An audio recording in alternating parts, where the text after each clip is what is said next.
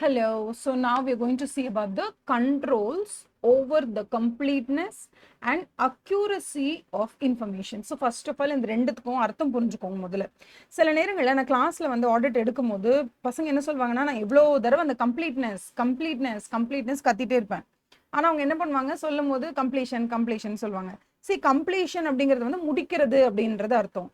Completeness அப்படிங்கிறது முழுமையா நடந்திருக்கு அப்படின்றது அர்த்தம். முழுமை அப்படிங்கிறது என்ன, ஒரு ஆர்ட் ஒர்க் நீங்க வரைஞ்சிருக்கீங்க அப்படின்னா நீங்க சொல்லலாம், ஓகே நான் வரைஞ்சு முடிச்சிட்டேன் அப்படின்னு சொல்லலாம். நீங்க வரைஞ்சு முடிச்ச அந்த ஆர்ட்ல எல்லாமே முழுமை பெற்று இருக்கா அப்படின்னு பாக்குற ஒரு விஷயம் இருக்குல்ல, அதுதான் கம்ப்ளீட்னஸ் அப்படிங்கிறது. ஸோ நான் வேலையை முடிச்சிட்டேன்ப்பா, இன்னைக்கு நீங்க சொன்ன ஒர்க்கை நான் முடிச்சிட்டேன் அப்படிங்கிறது தான் completion. Okay, I have completed, that is different. But நீங்க செஞ்ச வேலை எந்த எந்த ஒரு குறையும் இல்லாம என்ன செய்யணுமோ அதை ஃபுல்லா கம்ப்ளீட்னஸா முடிச்சிருக்கீங்களா, அதுதான் ரொம்ப இம்பார்ட்டன்ட். ஸோ கம்ப்ளீட்னஸ் அப்படிங்கிற அர்த்தம் உங்களுக்கு புரிஞ்சிருச்சுன்னா அது ரிலேட்டடா இப்ப இருக்கிற கண்ட்ரோல்ஸும் உங்களுக்கு புரியும். என்ன சொல்றாங்க, இப்ப அக்யூரசிங்கிறதும் ரொம்ப இம்பார்ட்டன்ட், கம்ப்ளீட்னஸ்ங்கிறதும் ரொம்ப இம்பார்ட்டன்ட். இப்ப உங்களுக்கு மொத்தமா 178 சேல்ஸ் நடந்திருக்கு, டிரான்சாக்ஷன்ஸ் நடந்திருக்கு. எல்லாமே ஒரு பழக்கடை வச்சு படிப்போம், ஏன்னா நமக்கு அது ரொம்ப ஈஸியா கனெக்ட் ஆகும். ஓகேவா, நீங்க போய் கடையில் போய் பழம் வாங்கியிருக்கீங்களான்னு எனக்கு தெரியல, பட் அந்த டிரான்சாக்ஷன் சொல்லும் போது ரொம்ப ஈஸியா நமக்கு புரியும்ல, பிகாஸ் அது ரொம்ப ஈஸி டு அண்டர்ஸ்டாண்ட். அதனால அடுத்தடுத்த சாப்டர்ஸ் போகும்போது வேற ஏதாவது கொஞ்சம் பெட்டர் எக்ஸாம்பிள்ஸோ இல்லை இதை விட கொஞ்சம் சொஃபிஸ்டிகேட்டட் எக்ஸாம்பிள்ஸ் நான் உங்களுக்கு வந்து எக்ஸ்பிளைன் பண்றேன். பிகாஸ் இதெல்லாம் ரொம்ப பேசிக்ஸ் அப்படிங்கிறதுனால எக்ஸாம்பிள்ஸ் ரொம்ப சொஃபிஸ்டிகேட்டடா எடுத்துட்டு போய் அந்த டேர்ம்ஸ்னால உங்களுக்கு கான்செப்ட் புரியாம போயிடக்கூடாது. எப்போதுமே எந்த அளவுக்கு நம்ம எக்ஸாம்பிள்ஸ் சிம்பிளா வைக்கிறோமோ அப்பதான் நமக்கு அந்த கான்செப்ட் நல்ல தரவா புரியும். இப்ப நான் என்ன சொல்றேன், 178 சேல்ஸ் பண்ணிருக்கீங்க, ஓகேவா. ஒருத்தருக்கு 300 ரூபாய்க்கு வித்திருக்கீங்க, இன்னொருத்தருக்கு 500 ரூபாய்க்கு வித்திருக்கீங்க, இன்னொருத்தருக்கு 875 வந்திருக்கு பில், ஒருத்தருக்கு வந்து 50 ரூபாய்க்கு பில் வந்திருக்கு, ஒருத்தர் வெறும் ஒரே ஒரு பப்பாளி பழம் வாங்குறாரு 30 ரூபான்னு வந்திருக்கு பில்லு. ஸோ இந்த மாதிரி மொத்தம் எத்தனை டிரான்சாக்ஷன் நடந்திருக்கு அப்படின்னு கேட்டா 178 டிரான்சாக்ஷன் நடந்திருக்கு.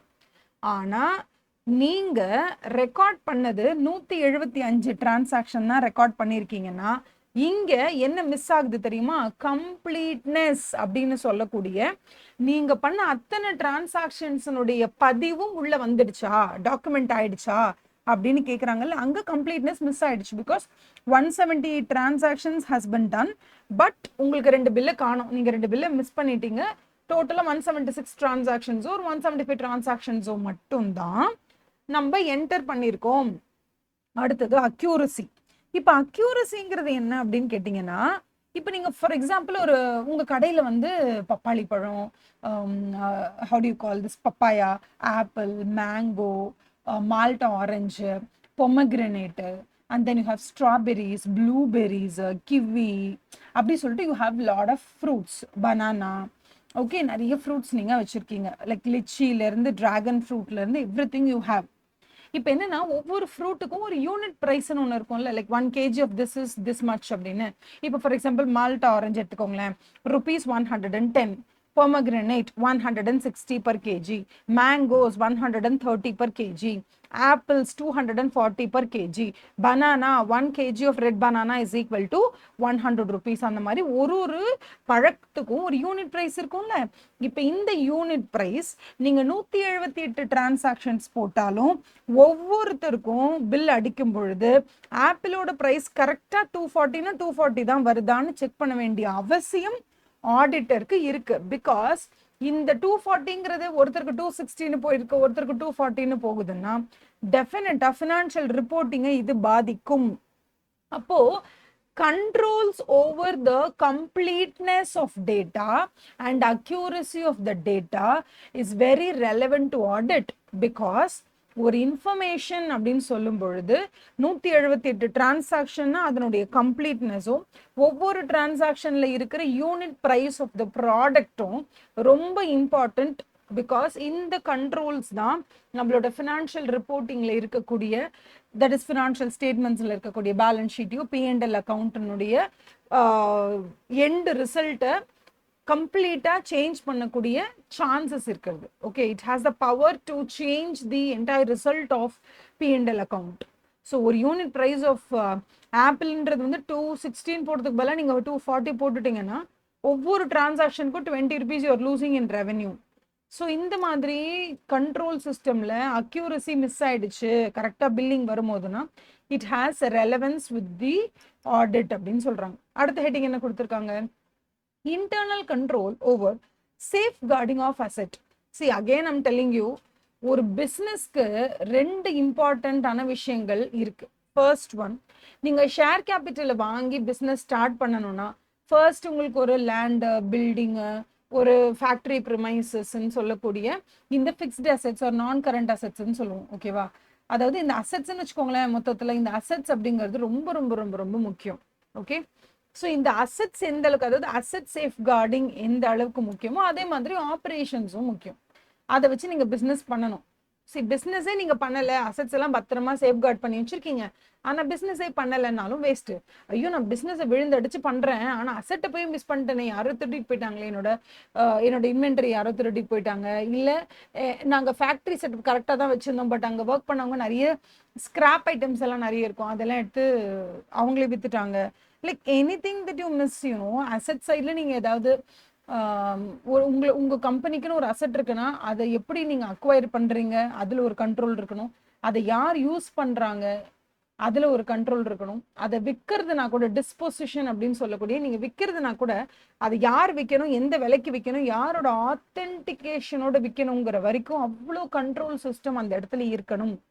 So internal control designed okay for safeguarding the assets அப்படின்னு சொல்லும் போது internal control over safeguarding of assets against இதெல்லாம் பண்ணக்கூடாது. அன்ஆத்தரைஸ்டு அக்வசிஷன், யாரும் ஒரு அசெட்டை ஒரு ப்ராப்பர் ஆத்தென்டிகேஷன் இல்லாமல் வாங்கவோ உபயோகப்படுத்தவோ அல்லது விற்கவோ கூடாது. இந்த 3 வேர்ட்ஸுமே ரொம்ப இம்பார்ட்டன்ட் நீங்கள் எக்ஸாமில் எழுதும் போது. ஓகேவா?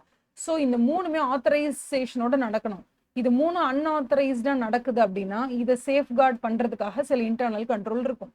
இந்த இன்டர்னல் கண்ட்ரோல் நம்மளோட ஆடிட்க்கு ரெலவெண்ட்டான்னு கேட்டால் அஃப்கோர்ஸ் இட்ஸ் ரெலவெண்ட். எப்போ நம்ம அசெட் சேஃப்கார்டடாக இருக்கோ அப்போ தான் நம்மளால ஃபினான்ஷியல் ரிப்போர்ட்டிங்கில், ஃபினான்ஷியல் ஸ்டேட்மெண்ட்ஸில், பேலன்ஸ் ஷீட்டில் உங்களுக்கு அசெட்டோட வேல்யூ கரெக்டாக டிஸ்பிளே ஆகும். ஓகேவா? அதுவுமே இந்த சேஃப்கார்டிங் ஆஃப் அசெட்ஸ் அப்படிங்கிறதுல 2 விதம் இருக்கு. ஓகே, ஸோ இப்போ நீங்கள் பார்த்தீங்கன்னா I'll tell you one example. Safeguarding of அசெட்ஸில் ஆத்தென்டிகேஷன் இல்லாமல் வாங்குறதோ விற்கிறதோ கூடாது அப்படின்னு சொல்றாங்க. ஸோ இப்போ ஸ்கிராப் மெட்டீரியல் இருக்கு. ஓகே, நீங்க இப்போ லெதர் மெட்டீரியல்ஸ் எல்லாம் செய்றீங்க, லெதர் பேக்ஸ் எல்லாம் செஞ்சு முடிச்சதுக்கு அப்புறமா சைட்ல கட் பண்ண லெதர் எல்லாம் அப்படியே நீங்க டிஸ்போஸ் பண்றீங்க, பிகாஸ் அதை வச்சு உங்களுக்கு ஒன்றும் யூஸ் இல்லை. ஸோ அந்த ஸ்கிராப் மெட்டீரியலை ப்ராப்பரான வெண்டார் கிட்ட லைக் ப்ராப்பரான டெண்டர் கொடுத்து தான் வெளியில சேல் பண்ணணும்.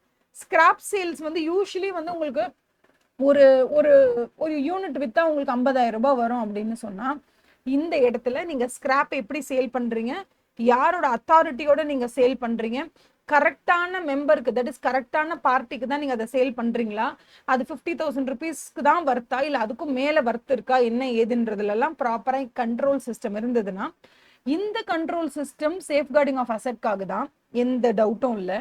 இப்போ இந்த மாதிரி ஸ்கிராப் மெட்டீரியல் சேல்ஸ் இருக்கு இல்லையா, அது அதுல ஒரு கண்ட்ரோல் சிஸ்டம் இருக்கு. இது ஆடிட்க்கு ரெலவெண்டான, டெஃபினட்டா ரெலவெண்ட். பிகாஸ் நீங்க ஸ்கிராப் மெட்டீரியல 80,000 ரூபாய்க்கு விற்க வேண்டிய ஒரு ஸ்கிராப் மெட்டீரியல் இங்க 50,000 வித்திருக்கீங்கன்னா டெஃபினட்டா இது ஒரு லாஸ் ஆஃப் ரெவென்யூ. இந்த லாஸ் ஆஃப் ரெவென்யூல கொண்டு போய் முடிக்கக்கூடிய ஒரு ஸ்கிராப் சேல்ஸ் லாஸ் ஆயிடுச்சுன்னா டெஃபினட்டா அது ஃபினான்ஷியல் ரிப்போர்ட்டிங்கை பாதிக்கும். To you understand? ஸோ இந்த மாதிரியான நேரடி தொடர்பு இருக்கு எதுக்கு, இன்டர்னல் கண்ட்ரோலுக்கும் இப்போ சேஃப்கார்டிங் ஆஃப் அசெட்க்கும் ஃபினான்ஷியல் ரிப்போர்ட்டிங்க்கும். ஸோ இந்த மாதிரி சேஃப்கார்டிங் ஆஃப் அசெட் கண்ட்ரோல் டெஃபினட்டா ஆடிட்க்கு ரெலவெண்ட். சில சேஃப்கார்டிங் ஆஃப் அசெட் ஃபினான்ஷியல் ரிப்போர்ட்டிங்க்கு அந்த அளவுக்கு இம்பார்ட்டன்ட் இல்லை. ஏன் அப்படிங்கிறத நான் ஒரு சின்ன எக்ஸாம்பிள்ல உங்களுக்கு சொல்றேன். ஓகேவா? இப்போ ஒரு ஒரு பெரிய ஃபர்னிச்சர் ஷோரூம் இருக்கு. ஃபர்னிச்சரை டிஸ்பிளேல வைக்கிறதுக்காக அந்த கடையை விட்டு வெளியில கொண்டு நிறைய ஃபர்னிச்சரை டிஸ்பிளேல வச்சிருக்காங்க. இப்போ சேஃப்கார்டிங் ஆஃப் அசெட் நமக்கு ரொம்ப முக்கியம் இல்லையா? திடீர்னு மழை வர மாதிரி இருக்குன்னு வச்சுக்கோங்களேன், இந்த எல்லா ஃபர்னிச்சரையும் எடுத்து உள்ள வைக்கணும். இது ப்ரோட்டோகால். இது டெஃபினட்டா சேஃப்கார்டிங் ஆஃப் அசெட்ல ஒரு இம்பார்ட்டன்டான நோஷன் தான். சப்போஸ் மழை வரும்போது அவங்க அதை எடுத்துட்டு உள்ள வைக்காம, வெயிட் தாங்க முடியல, அதனால எடுத்துட்டு அது உள்ள வைக்க முடியலங்கிறதுக்காக பெரிய பெரிய ஷீட்ஸை போட்டு மூடி வச்சிருக்காங்க ஒரு எமர்ஜென்சிக்காக. ஸோ இன்டர்னல் கண்ட்ரோல் மெக்கானிசம் என்னன்னா, மழை பெஞ்சதுன்னா அத்தனையும் நீங்க கொண்டு போய் குடவுன்ல வச்சிடணும். குடவுன் ஷோரூமுக்கு பேக் சைட்ல இருக்கு. இதான் ப்ரோட்டோகால், இதான் இன்டர்னல் கண்ட்ரோல். இதை செக் பண்றதுக்கு தான் அங்க ஒரு செக்யூரிட்டி, அதுக்கு ஒரு சூப்பர்வைசர்னு 2 பேர் இருக்காங்க. பட் அவங்க 2 பேருமே அந்த வேலையை செய்யல. இப்ப internal control regarding the safeguarding of asset பாதிக்கப்பட்டிருக்கான்னு கேட்டா அஃப்கோர்ஸ். பட் இது ஃபினான்ஷியல் ரிப்போர்ட்டிங் எந்த வகையிலையாவது மாத்துமான்னு கேட்டா மாத்தாது. நீங்க அது குடோன்குள்ள கொண்டு வந்து வச்சாலும் சரி, இல்ல வெளியில மழையிலே நனைஞ்சாலும் சரி, அங்க எரரோ ஃப்ராடோ நடக்கல. நடந்த சேல்ஸே இல்லைன்னு அவங்க சொல்லல, இல்லாத சேல்ஸே இருக்குன்னு சொல்லல. ஓகேவா? இருந்த ஸ்கிராப் மெட்டீரியல்ஸை தப்பான விலைக்கும் விற்கல. ஸோ இந்த இடத்துல டிரான்சாக்ஷன்ஸ் எதுவுமே நடக்கல. இன்னொன்று வந்து இங்கே நடந்த ஒரு கண்ட்ரோல் சிஸ்டம் வச்சிருக்காங்கல்ல, குடோன்ல கொண்டு போய் வச்சு மழை வந்தான்னு, இதை அவங்க ஃபாலோ பண்ணாததுனால, நேரடியாக ஃபினான்ஷியல் ரிப்போர்ட்டிங்கை இது எதுவும் பாதிக்காததுனால, நம்ம வந்து இந்த மாதிரியான கண்ட்ரோல்ஸு ஆடிட்டர் வந்து அவ்வளோ ரெலவெண்ட்டாக எடுத்துக்கணுமான்னு கேட்டால் எடுத்துக்க வேண்டிய அவசியம் இல்லை. ஸோ சேஃப்கார்டிங் ஆஃப் அசெட்லேயே 2ஆக பிரிச்சுக்கிறோம் நம்ம. Safeguarding of asset divided into 2. ஒன்று வந்து direct relevance with respect to financial reporting இருக்கான்னு கேட்டால் இருக்குன்னு சொன்னால் அந்த இன்டர்னல் கண்ட்ரோல் எல்லாத்தையும் நம்ம என்ன பண்ணணும், ஆடிட்க்கு எடுத்துக்கணும். இல்லைப்பா, ஃபினான்ஷியல் ரிப்போர்ட்டிங்க்கும் அந்த கண்ட்ரோலுக்கும் டைரக்டான எந்த ரெலவென்ஸுமே இல்லை அப்படின்னு சொன்னால் அதை நீங்கள் இக்னோர் பண்ணிடலாம். ஓகேவா? இதுதான் இந்த பேராகிராஃப். நெக்ஸ்ட் பேராகிராஃப் என்ன சொல்றாங்கன்னு பார்க்கலாமா? அடுத்த பேராகிராஃப் வந்து controls relating to objectives that R not relevant to audit. C of course நிறைய ஆப்ஜெக்டிவ்ஸ் இருக்கும்ப்பா. ஆப்ஜெக்டிவ்ஸ் என்னன்னா, நம்பர் 1 ஆகணும், ஓகேவா, பிஸ்னஸ்ல சக்சீட் ஆகணும், டோட்டல் லார்ஜர் பேஸ் ஆஃப் கஸ்டமர்ஸை உள்ள கொண்டு வரணும், அந்த மாதிரி ஏகப்பட்ட ஆப்ஜெக்டிவ்ஸ் இருக்கும். அதுவுமே இந்த ஆப்ஜெக்டிவ்ஸ் எப்படிலாம் பிரிச்சிருப்பாங்கன்னா, சில ஆப்ஜெக்டிவ்ஸ் வந்து ஃபினான்ஷியல் ரிப்போர்ட்டிங் ரிலேட்டடாக இருக்கலாம். சில ஆப்ஜெக்டிவ்ஸ் வந்து எந்த அளவுக்கு நேர்த்தியாக ஒரு கம்பெனியினுடைய மேனுஃபேக்சரிங்கையோ இல்லை ஒரு கம்பெனியினுடைய பிஸ்னஸ் ப்ராசஸ், அது என்னவா வேணா இருக்கலாம்ப்பா, அது மேனுஃபேக்சரிங் அண்ட் சேல்ஸாக இருக்கலாம், இல்லை ட்ரேடிங்காக இருக்கலாம், எந்த ஆக்டிவிட்டியாக இருந்தாலும் சரி, அவங்க கம்பெனிக்குள்ளே இருக்கக்கூடிய அந்த பிஸ்னஸ் ப்ராசஸை அவங்க எப்படி செய்யணுங்கிறத பேஸ் பண்ணி கூட சில என்டிட்டியோடைய ஆப்ஜெக்டிவ்ஸ் இருக்கலாம். ஸோ இந்த மாதிரியான அவங்க பிஸ்னஸ் ப்ராசஸ்ன்னு சொல்லக்கூடிய, அவங்களோட பிஸ்னஸ் ப்ராசஸ்ங்கிறது மேனுஃபேக்சரிங்காக இருக்கலாம், வாங்கி விற்கிறதா இருக்கலாம், இல்லைனா வந்து சர்வீஸ் ரிலேட்டடாக இருக்கலாம். ஒரு சலூனுக்கு நீங்கள் போனீங்கன்னா அங்கே ஹேர் கட் தான் சர்வீஸே. ஸோ அந்த ஹேர் கட்டுக்குன்னு ஒருத்தவங்க போய் உட்காந்துருக்காங்க அப்படின்னா, சில ஹோட்டல்ஸ்ல நீங்க பாத்தீங்கன்னு வச்சுக்கோங்க, நம்ம ஃபுட்டுக்கு போய் வெயிட் பண்ணுவோம், ரொம்ப நேரம் ஆகும் ஃபுட்டு ப்ரிப்பேர் பண்ணி எடுத்துட்டு வரதுக்கு. அதுக்கு முன்னாடி என்ன பண்ணுவாங்கன்னா, ஒரு கப்ல நிறைய சிப்ஸ் கொண்டு வந்து வைப்பாங்க. ஸோ இது வந்து என்னன்னா, அவங்களோட பிசினஸ் ப்ராசஸ் என்ன, சர்விங் ஃபுட்டு தான். இப்போ ஃபுட்டுக்கு வெயிட் பண்றது 5 to 10 minutes அவங்க கடுப்பாயிடக்கூடாது. அதனால அவங்க என்ன பண்றாங்கன்னா, அந்த டைம் கேப்பை ஃபில் பண்றதுக்காகவும், அவங்க சும்மா வந்து வெறும் டேபிள் வந்து வெயிட் பண்ணிட்டு இருக்காங்கன்ற அந்த ஒரு ஃபீல் அவங்களுக்கு கொடுக்க கூடாதுன்னு சர்வீஸ் செக்டர்ல இருக்கவங்க என்ன பண்ணுவாங்கன்னா, ஒரு பிளேட்ல சும்மா கொஞ்சம் சிப்ஸ் வச்சிருப்பாங்க. அந்த ஒரு 5 to 10 minutes அப்படியே கொஞ்சம் டைம் பாசிங்கா இருக்கும். அந்த மாதிரி பிசினஸ் ப்ராசஸஸ் ரிலேட்டடா நமக்கு நிறைய அப்ஜெக்டிவ்ஸ் இருக்கும். நம்ம அப்ஜெக்டிவ்ஸ் என்ன, customer care, customer preference, customer priority நிறைய இருக்கும்ல. இதுக்கும் டைரக்டா ஃபினான்ஷியல் ரிப்போர்ட்டிங்க்கும் எந்த சம்பந்தமும் இல்லை. அதனால controls related to business processes அப்படிங்கிறதுக்கும் ஃபினான்ஷியல் ரிப்போர்ட்டிங்க்கும் சம்பந்தம் இல்லைங்கிற பட்சத்துல அந்த மாதிரியான கண்ட்ரோல்ஸை பத்தி ஆடிட்டர் முழுக்க முழுக்க தெரிஞ்சுக்கணுங்கிற அவசியம் இல்லைன்னு சொல்றாங்க. அதுதான் இந்த பேராகிராஃப்ல இருக்கு, நீங்க படிச்சு புரிஞ்சுக்கலாம். ஓகேவா? அதுக்கு அவங்க எக்ஸாம்பிள்ஸ் கூட கொடுத்துருக்காங்க. என்னன்னா, ஏர்லைன்ஸ்ல வந்து கரெக்டாக ஃப்ளைட் மெயின்டெனன்ஸ் ஷெடியூல்ஸ் எல்லாம், மெயின்டெனன்ஸில் ஃப்ளைட் ஷெடியூல் மெயின்டைன் பண்ணுறதுக்கு ஆட்டோமேட்டிக்காக ஏதோ ஒரு சாஃப்ட்வேர் வச்சுருக்காங்க. இந்த சாஃப்ட்வேரை வந்து செக் பண்ண வேண்டிய அவசியமோ இல்லை, அதை லைக் ஃபார் எக்ஸாம்பிள் ஈஸியாக இருக்கணும், ஃப்ளைட் டிக்கெட் புக் பண்ணுறது, அதுக்கு ஏதோ ஒரு சாஃப்ட்வேர் இருக்கும். அந்த சாஃப்ட்வேரோட ஒர்க்கிங்கும் ஃபினான்ஷியல் ரிப்போர்ட்டுக்கும் சம்மந்தம் இல்லைன்னா அதை பற்றி auditor need not worry so much அப்படிங்கிறத இங்கே சொல்ல வராங்க. அடுத்த ஹெட்டிங் என்ன, nature and extent of the understanding of relevant controls. ஒரு கண்ட்ரோலோட ரெலவென்ஸை அண்டர்ஸ்டாண்ட் பண்ணிக்க வேண்டிய அவசியம் ஆடிட்டருக்கு எவ்வளோ இருக்குன்னு கேட்டால், ஒரு கண்ட்ரோல் இருக்கு, அந்த கண்ட்ரோலோட ரெலவென்ஸ் வந்து உங்களுக்கு ஃபினான்ஷியல் ரிப்போர்ட்டிங்ல பிரதிபலிக்குதுன்னா that's very important for audit. இல்லை, it has no direct or indirect relation with respect to financial ரிப்போர்ட்டிங்னா அதை பற்றி auditor need not worry. So இப்போ அவங்க என்ன கேட்குறாங்கன்னா, ஒரு ரெலவெண்டான கண்ட்ரோலை பத்தி நம்ம கத்துக்க வேண்டிய விஷயங்கள் என்ன, நம்ம என்ன அண்டர்ஸ்டாண்ட் பண்ணிக்கணும்னு கேட்குறாங்க. Nature and extent of understanding of relevant control. So relevant கண்ட்ரோலை நம்ம எப்படி அண்டர்ஸ்டாண்ட் பண்ணணும்? ஃபர்ஸ்ட் ஆஃப் ஆல் என்னை பொறுத்த வரைக்கும் நம்ம எப்படி படிக்கணும்னா, ஒரு கண்ட்ரோல் முதல்ல ரெலவெண்டா இல்லையான்னு பாருங்க. ரெலவெண்டா இரலவெண்டா விட்டு தள்ளுங்க, அதை பார்க்கவே வேண்டாம். அது ரெலவெண்ட்னு உங்களுக்கு தெரிஞ்சிருச்சுன்னா ஓகேவா, அதுல நீங்க என்ன பண்ண போறீங்க, இட் இஸ் ரெலவெண்ட். அப்படின்னு சொன்னதுக்கு அப்புறம் தான் நீங்க இங்கே வரீங்க. Understanding the nature and extent of the understanding of relevant control. So relevant controls உடைய nature and extent of understanding the relevant controls. என்ன அண்டர்ஸ்டாண்ட் பண்ணோம்னா, ஒரு கண்ட்ரோல் ரெலவென்ட்னு தெரிஞ்சிச்சுன்னா 2 விஷயத்த பாருங்க. ஒன்று, அந்த கண்ட்ரோலுடைய டிசைன் எப்படி இருக்கு, இன்னொன்று அந்த கண்ட்ரோலோட இம்ப்ளிமெண்டேஷன் எப்படி இருக்கு. இது 2 தான் நீங்க பார்க்கணும். ஏன் டிசைனை பார்க்கணும் அப்படின்னா, ஒரு ப்ராப்பரா இருக்கக்கூடிய ப்ளூ பிரிண்ட்டை தான் உங்களால செயல்படுத்தினா கூட, இம்ப்ளிமெண்ட் பண்ணா கூட அதுல ஒரு நல்ல அவுட்புட் இருக்கும். ஸோ டிசைன் அப்படிங்கிறது ப்ளூ பிரிண்ட். ஒரு விஷயத்தை நம்ம எப்படி செய்யறோம், அந்த கண்ட்ரோல் எப்படி வந்து நம்ம ஃப்ளோ சார்ட் மாதிரி போட்டு இதை இப்படிதான் பண்ண போறோம்னு ஐடியாவை ஒரு கிரியேட் பண்ற இடம் அது டிசைனிங் அப்படிங்கிறது. ஸோ ஒரு ப்ராப்பரா பிளான் பண்ணாத ஒரு கண்ட்ரோல் நீங்க இம்ப்ளிமெண்ட் பண்ணாலும் அது வேஸ்ட் தான். ஸோ டிசைன் நல்லா இருக்கு, இம்ப்ளிமெண்டேஷன் நல்லா இல்லைன்னா வேஸ்ட் அது. ஓகேவா?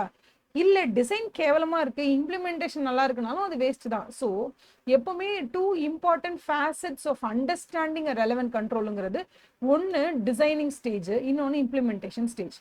டிசைனிங் ஸ்டேஜ் அப்படிங்கிறது this actually decides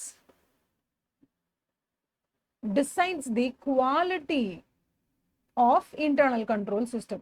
அந்த இன்டர்னல் கண்ட்ரோல் மெக்கானிசம் நீங்க ஒன்று வச்சிருக்கீங்க, அது ஒர்க் ஆகுதா இல்லையா, அது அப்படியே இம்ப்ளிமெண்டே ஆனா கூட இல்லை, அந்த டிசைன் எந்த அளவுக்கு நல்லா இருக்கும் அந்த அளவுக்கு தான் அவுட்புட் நல்லா இருக்கும், அந்த அளவுக்கு தான் குவாலிட்டி நல்லா இருக்கும். ஸோ அதான் அவங்க சொல்ல வராங்க, control can be divided into 2, relevant and நான் ரெலவென்ட், இர்ரெலவென்ட்.